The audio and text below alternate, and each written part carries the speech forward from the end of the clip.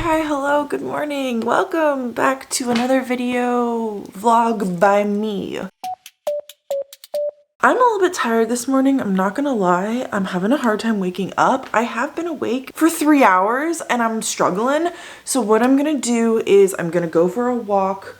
We're gonna chill out. I'm gonna be listening to The Last Argument of Kings, and then I'm gonna come back, make some breakfast, chill, continue reading it. I'm hoping to hit 75% through it today. If you didn't watch last week's vlog, I am at 57% through it, so I don't think it's gonna be that hard because I've done the math. Beyond that, I have officially started Zodiac Academy, and that's what I was reading last night. I'm only about 20% into it. Let me specify, I started Zodiac Academy 3, The Reckoning. I actually know the title of this one. I'm enjoying it. I don't know how to describe it other than like, these books aren't good, but they're absolutely addicting and I can't put them down.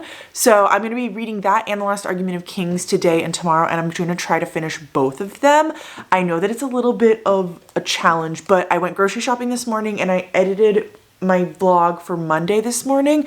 So literally from now until 5:30 tomorrow night, I have no plans. I have some sprints planned with some friends, so that means like I'm definitely gonna be reading. And tomorrow night is the Super Bowl. I don't actually know anything about sports. I actually don't know anything about football. I don't know how it's played.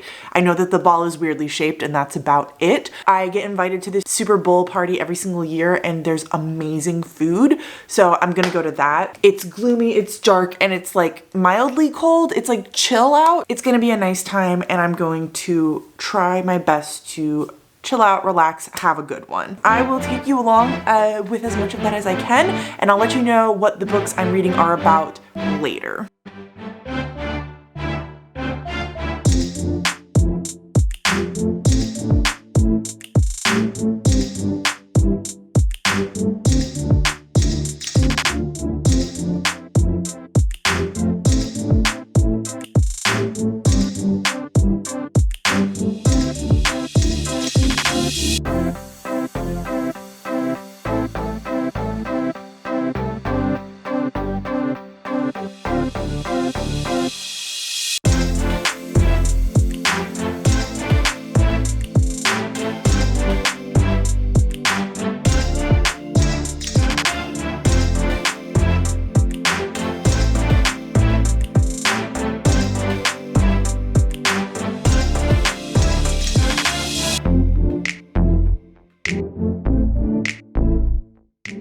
Hello, it's 4 p.m. on Sunday afternoon, almost evening time, I guess, and I have just been reading today.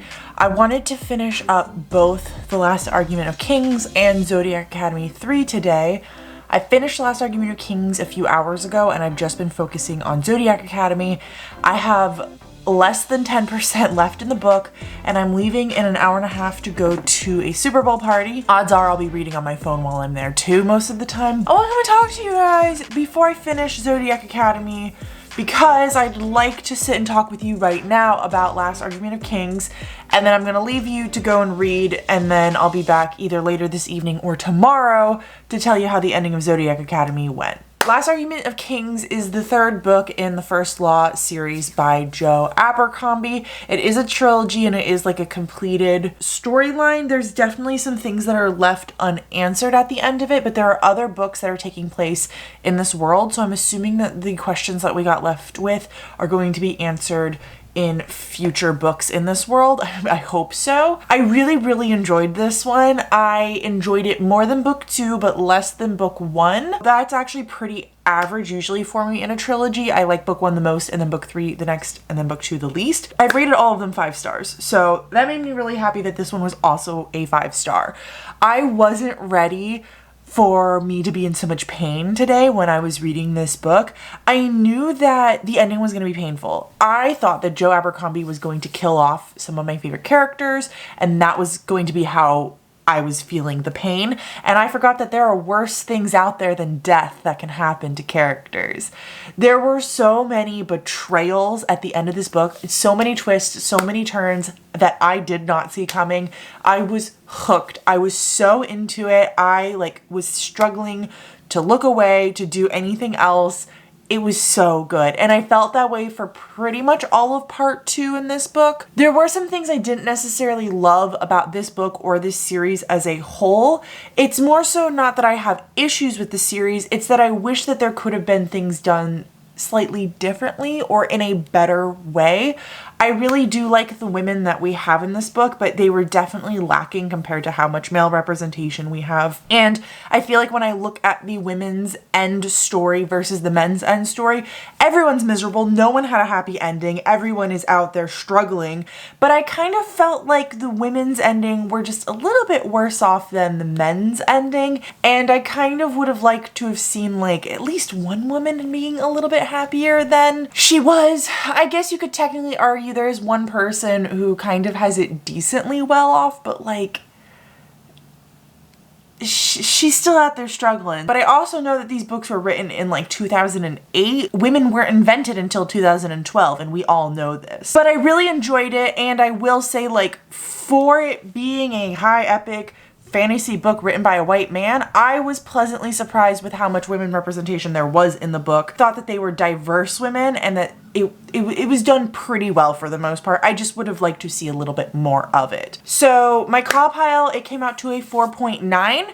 Pretty happy with that. Gonna round it up to a 5-star on Goodreads. And I will talk more about it in my wrap up, which will be coming out shortly-ish, I guess. I think it's like 2 weeks now. I didn't tell you at all what this series is about. Would you like to know? Do you have any questions at this point? If you've been watching my channel for any amount of time, you probably already know what it's about. So the first Lost series is about this band of characters who are slowly coming together on the brink of this war. They don't really know they're coming together. They don't know they're being pulled into each other's webs, but they come together to go on this journey in book 2 to find this item that they think will help end the war.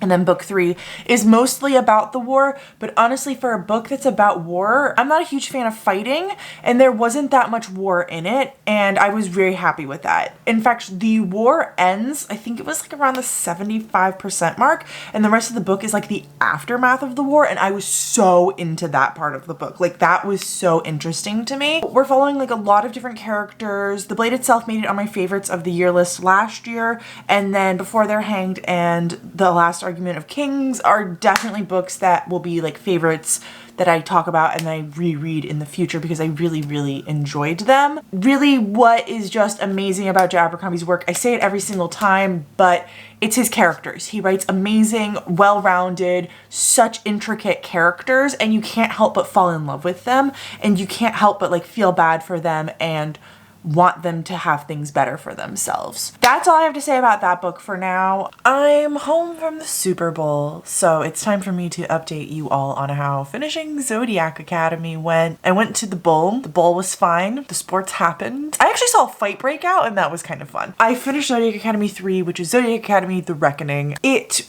was my least favorite of the 3 that I've read. I think that this one focused too much on not anything I cared about. It was mostly about the trial, which I thought I was going to be super into. The Reckoning, which is this trial that they have to pass to see if they can stay at this school when they've only been there like a month or so. They have to take it, and it's this big test where you have to like test all of your elements and then test your strength as a fae, and it just was very repetitive. The entire book felt very formulaic and repetitive and didn't feel like anything special. And it felt to me like a lot of our characters had gone backwards and were super illogical. They'd be saying things that didn't match up with things they would be saying in a few chapters, such as like our characters would be like, oh my god, I hate this person so much, and then like the next chapter they'd be making out with said person, and not in like a hate way, but in like a this person is great. And there were also quite a few grammatical and loophole errors that I saw in the book. There was this whole entire scene where a character like left the classroom and then came back in, except the authors forgot to include the part where that person left the classroom. So we just had this big scene of them coming back into the classroom, and it made no sense in the book because we hadn't seen the scene where they had left the classroom, but it was very obvious that it was supposed to be part of the book and that it had been like edited out or had been left out or something like that. So it was like the work clearly did not have as much love put into it as the first 2 books, which I rated both of those 2.5. So this one I ended up rating a 1.5. I I'm still gonna be reading them. I'm still enjoying myself. Like, they're very easy reads. They're very addicting. They're fun to get through, but they're not like high brass literature, which is like not what I was signing up for, so I'm fine with that. And the mere fact that I'm enjoying myself so much reading them, I don't even care if I'm giving them 1 stars, because these feel like books that, like, honestly God, I would possibly reread at some point in the future, like no time soon. This one had a lot more smutty scenes in it than either of the previous 2, and they were fine. Honestly, they weren't the best smutty scenes I've ever read, and I felt like they were kind of mediocre, to be honest, but they were there, and there was enough of them, whereas in the past few books I've felt kind of let down with how little smut we've been getting. So I don't think I mentioned in this video yet, but Zodiac Academy is the series that is basically a Harry Potter ripoff, but everyone is fae instead of wizards, and we are following these 2 twin girls who are changelings. Their parents ruled the empire and died, and so they were raised by human parents. When they turn a certain age, they're brought into the fae world, and they go to this magical school where they have different houses, and they have these heirs that they have to fight against. The heirs want to rule the nation, but these 2 girls were royalty, so they're supposed to rule, but they don't want to rule, and the boys bully them, and they're starting to wonder if maybe they would be the best rulers or not. It's really just about a bunch of like high school age angsty sexy people hanging out with each other. If that's something you're into, that's something you're into. I have not picked up anything else since finishing those 2 books. Let's be real, I probably shouldn't. I've read so much today, but I kind of am in the mood still to read. So unless I get back in my room and Pokemon like wins, I'm gonna be picking up The Unspoken Name, which is on my nightstand right now. I've read like 20 pages of it. Like last week I decided to give it a shot to see if it was something that I wanted to try last week, if I was gonna, like, how I was trying to figure out the vibes for it. So I think I might read a couple of pages of that before I fall asleep, because I'm not super tired yet. And then I think the audiobook, I'm gonna go back to The Last Watch, because I've been reading that for like 2 weeks now and I'm loving it. It was just the Last Argument of Kings was a library book and The Hold was coming out. That's the plan. It is going to be a busy week for me once again. Next coming weekend, I'm going to be pretty busy, so I'm going to be cutting this vlog a little bit shorter than normal so that I can edit it up before the weekend. It's end of day Monday and I've had a shit day, and I wasn't even going to come and talk to you all, but I decided to start False Witness today by Karin Slaughter. And I've had some requests on my channel that if I cry in another Karin Slaughter book, to do it on camera. Well, I'm fighting back tears, guys. I am 48 minutes into this audiobook. I literally put it on to like do dishes and fold laundry before I went on a walk this evening, and I'm not gonna cry. This book's gonna do me in. I know this book's gonna do me in. I don't really know what this is about, to be honest, right now. I don't know how much I can tell you about it so far. So I'm gonna keep listening, and I'll come back, probably not again tonight because my headache is coming and I don't feel like really talking to the camera. But if I cry, I promise I'll let you know. Okay, so I haven't cried yet while listening to False Witness. It's the next day and I'm officially 63% through the book, because Karin Slaughter is so addicting, and I struggle to put her down, but I have teared up a few times. And the last chapter I just listened to, I think if I hadn't been like driving and getting out of my car and like coming in my house, I think I would have sobbed reading that. But it wasn't as bad as a previous chapter. There was a chapter in here, chapter 7, which I was like fighting. I was at work listening to it while designing, and I was fighting back tears. I don't even really want to tell you what this book is about, because like a lot of Karin Slaughter books, there's a big kind of twist near the beginning of the story, and I want you all to experience what I experienced going into this book. But I will let you all know what this book is about. Hold up, let me see if it's listed on Goodreads as to what it is. Okay, actually, I'm not going to spoil the thing that happens kind of at the beginning. I'm going to tell you basically what the summary online says. So we are following this woman named Lee, and she is a defense attorney, and she gets a call one night saying that there is this man who has been accused of rape who wants her as his defense attorney. And she can't figure out why this man would want her. She's kind of this unnamed, unknown lawyer. She just works at a big firm. There's hundreds of people at this firm, but he specifically asked for her. And when she gets in there and she meets him, she realizes that he is someone from her past and that her and her sister have a large connection to him, and that he knows about something horrible that they did as children, and that he might be trying to blackmail her to help get him released because he is guilty of rape. He's going to blackmail her to get him off in order to keep himself out and about. But also it's her kind of struggling with this idea of, this man is horrible and he knows this giant secret about me. It's interesting because she is a defense attorney, so she does have this constant debate going on in her head about like whether or not she should be letting off criminals or people who are actually guilty. And it's interesting because this is the second book I've read by Karin Slaughter where she's written it from the perspective of a defense attorney. And I think she does such a fantastic and wonderful job like explaining why someone would want to go into that field when it's especially seen as kind of not such a great field. Like, it's wonderful if you're defending people who aren't guilty, but there are people out there that defend people who are guilty and do it on purpose and do their job well so that criminals don't get sent to jail. And it's interesting seeing what Karin has to say about these kinds of people and the defense that she has for them. There are so many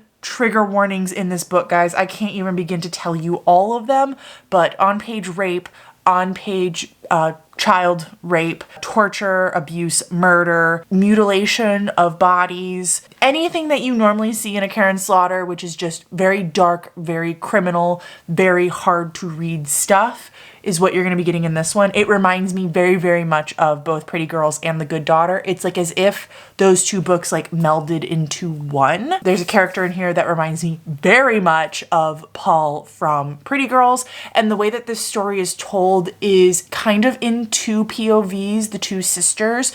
And it's also about like you start in the past with the thing that happened and then you flash forward and then you flash back and learn more about the thing that happened and you start to realize that things aren't quite as you saw, which is very reminiscent of The Good Daughter. I'm loving it. I'm enjoying it so much. I think I have like less than 7 hours left. I'm just at 6 hours and 57 minutes left.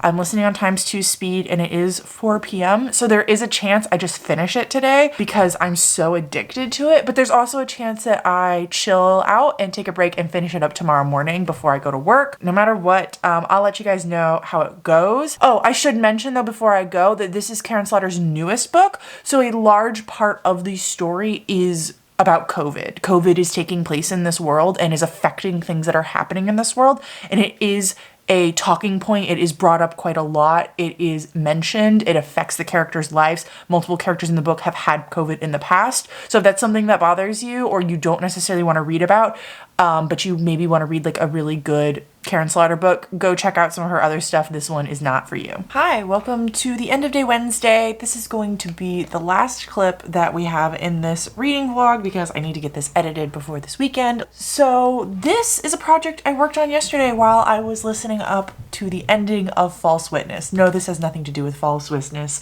I wanted to do like a illustrated postcard. Those are my favorite things to design for the Rune of Kings. And you can see me kind of mess around with some different concepts and ideas and really struggle with it for a while. But I eventually came up with this idea, which I really, really love, which kind of takes some inspiration from the cover of the book, which has a dragon on the front, which is very important to the story.